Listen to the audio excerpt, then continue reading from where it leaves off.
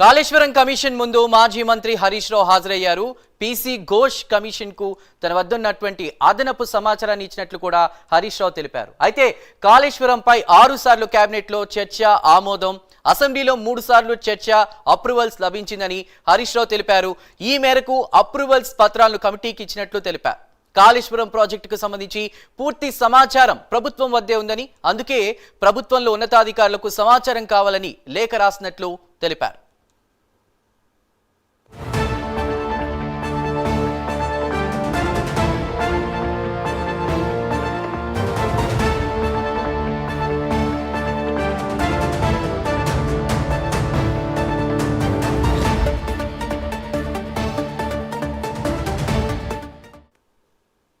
Kaleshwaram commission ముందు మాజీ మంత్రి హరీష్ రావు హాజరయ్యారు. పీసీ ఘోష్ కమిషన్ కు తన వద్దున్నటువంటి అదనపు సమాచారాన్ని ఇచ్చినట్లు తెలుస్తోంది. డీటెయిల్స్ ని మా ప్రతినిధి అజీం అందిస్తారు.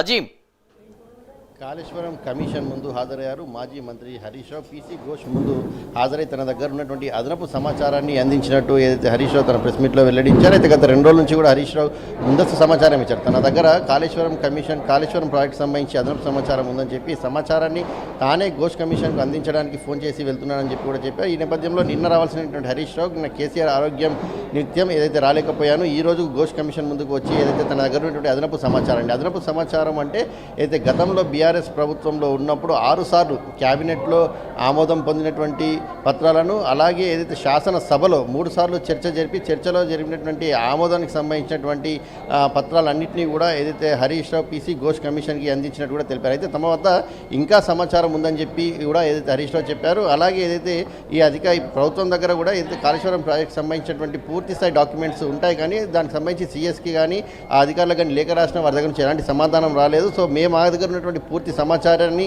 ఘోష్ కమిషన్కి అందించాలని చెప్పి ఏదైతే మేడిగడ్డ, అన్నారం, సింధిల్ల బ్యారేజ్లకు సంబంధించినటువంటి దానిపై క్యాబినెట్లో 6 సార్లు చర్చ జరిగినటువంటి అంశానికి సంబంధించినటువంటి పత్రాలను, అలాగే శాసనసభలో జరిగినటువంటి 3 సార్లు పత్రాలను కూడా అందించామని చెప్పి, ఎందుకంటే ప్రభుత్వంపై తమకు అనుమానం ఉందనే ఒక మాటను కూడా ఏదైతే హరీష్ రావు తన ప్రెస్ మీట్లో చెప్పడం కూడా జరిగింది. ప్రభుత్వం దగ్గర పూర్తిస్థాయి సమాచారం ఉన్నప్పటికీ కూడా ప్రభుత్వం కాళేశ్వరం కమిషన్ పీసీ ఘోష్ కమిషన్కి ఆ సమాచారాన్ని అందిస్తుందా లేదా అనే ఒక అనుమానం కూడా తమకు ఉంది. అందుకే తమ దగ్గర ఉన్నటువంటి పూర్తిస్థాయి సమాచారాన్ని కమిషన్కి అందించాలని చెప్పి అదనపు సమాచారం తీసుకొచ్చి ఏదైతే కమిషన్కి అందించామని చెప్పారు. ఇక దీంతోపాటు ఏదైతే ఇటీవల పవర్ పాయింట్ ప్రజెంటేషన్ కృష్ణాకు సంబంధించిన జలాలపై ఏదైతే ఇచ్చారో దీనికి సంబంధించిన అంశంపై కూడా హరీష్ రావు తీవ్రస్థాయిలో అటు సీఎం రేవంత్ రెడ్డిపై, అలాగే నీటిపారుదల శాఖ మంత్రి ఉత్తమ్ కుమార్ రెడ్డిపై కూడా ఫైర్ అయ్యారు. ఏదైతే బేసిన్లు తెలియని వ్యక్తి సీఎం అయ్యాడు, బేసిక్స్ లేని వ్యక్తి మంత్రి అయ్యాడని చెప్పి కూడా హరీష్ రావు దీనికి సంబంధించి ఏదైతే హాట్ కామెంట్సే చేశారు. ఎందుకంటే కృష్ణా జలాలకు సంబంధించిన విషయంలో ప్రభుత్వం పూర్తి స్థాయిలో అబద్ధాలే చెప్పింది తప్ప ఎక్కడ నిజాలు చెప్పలేదు.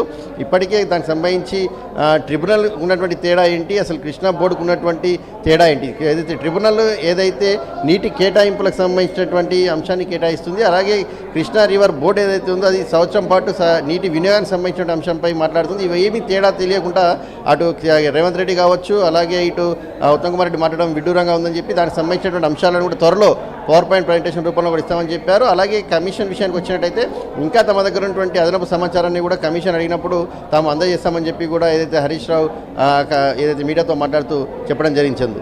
Right Azeem, thank you.